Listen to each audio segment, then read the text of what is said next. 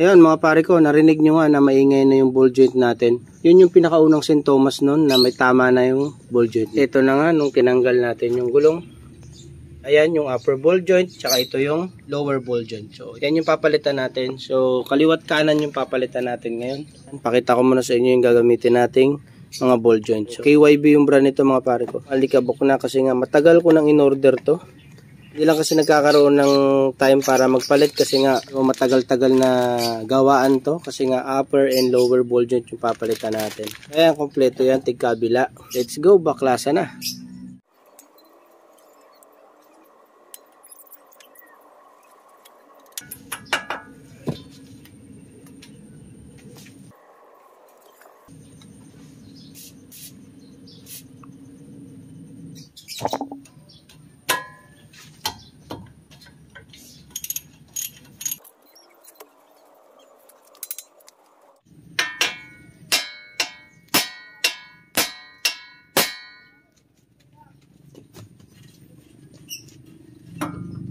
Basta alam mong pukpukin, pwede yun.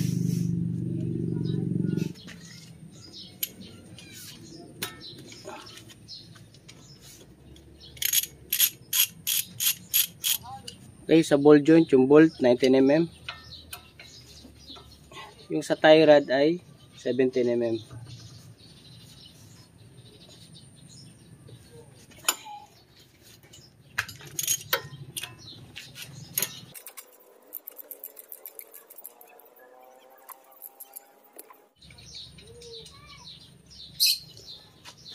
Dito naman sa upper arm, 17mm. So, kailangan nyo lang din ng pangontra. 17mm din.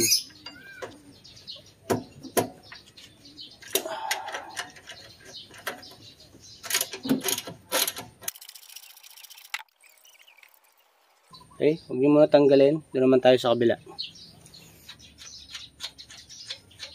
Pwede na natin bunutin ngayon yung mga bolt.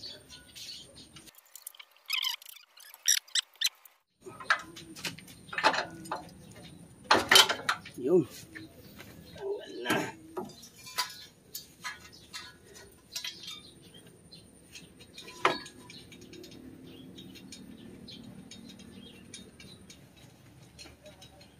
Tanggalin lang natin yung castle nut.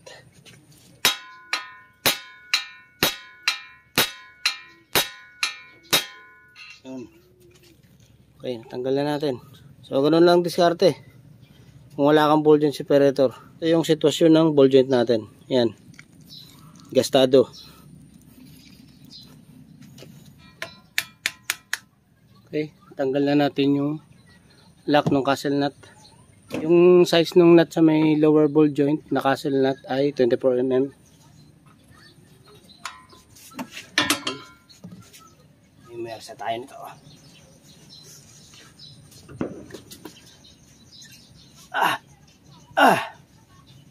Tigas. Kuha tayong tubo.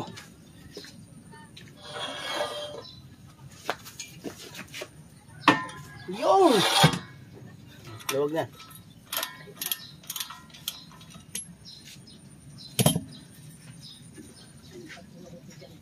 Okay, tanggal na natin yung castle nut. Yan, marami tayong tali dito kasi tatalian natin tong mga malalaglag.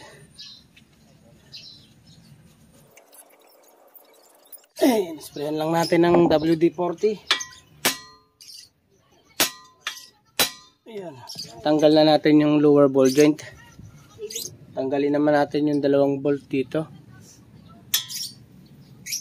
So, gamit lang kayo ng 19mm.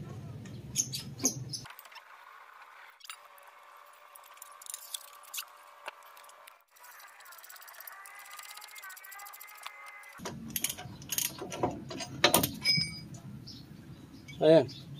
Ito na yung dalawang bolt na yan. Ayan. So, inuna lang talaga natin tanggalin yung kapit ng ball joint bago itong dalawa. Okay. Okay. Kape muna tayo. Ayan. Mahal talaga ang bayad sa papakabit at papapalit ng ball joint. Kasi nga, matrabaho siyang gawin. Bukod sa matrabaho, matigas yung mga tornilyo. ball joint, installer, and separator. Ayan. Pinaalikabok ko na lang din kasi ngayon lang din talaga magagamit to, pero matagal nang nabili to mga pare ko.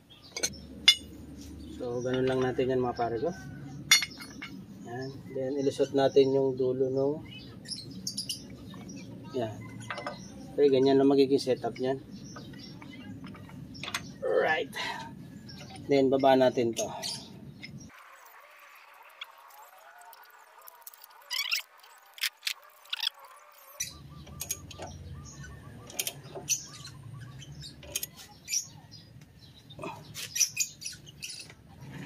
Tanggal na natin yung lower ball joint. Sobrang magalaw na. Punasan lang natin to.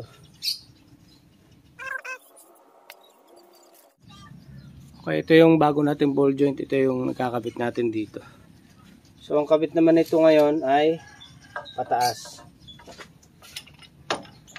Yan.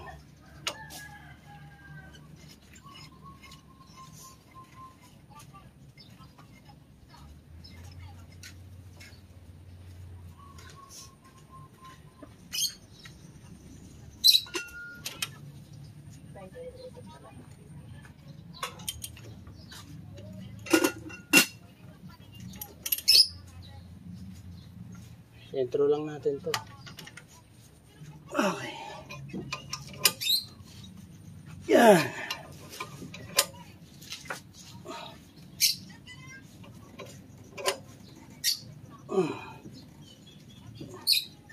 Tigas. Nayari tayo nitong ginagawa natin ngayon.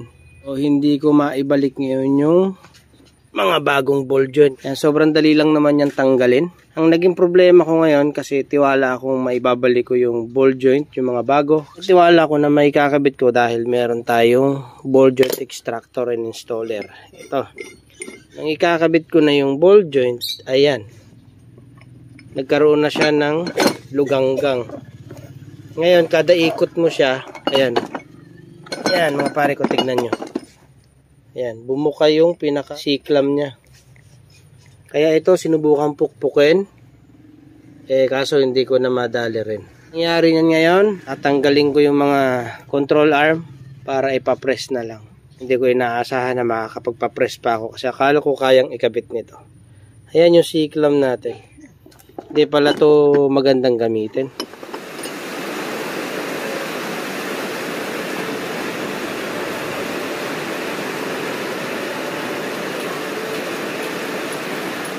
Yun, napapress na rin natin itong mga ball joint mga pare ko. Pero ang pinapress ko lang dito, itong lower arm.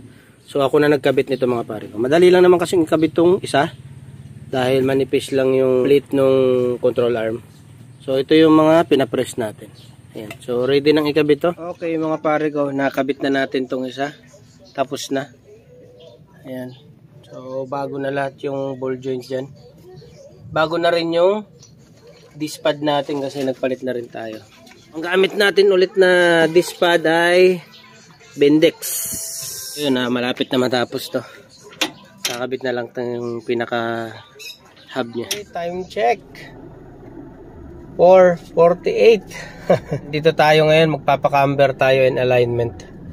So kailangan kasi natin magpa-align kasi nagalaw natin yung control arm, natanggal natin. Pa-align tayo at saka magpapacamber ulit. So at least bago na yung ball joint natin. Waiting na lang ako dito. So yun, maraming salamat sa panonood. Alright.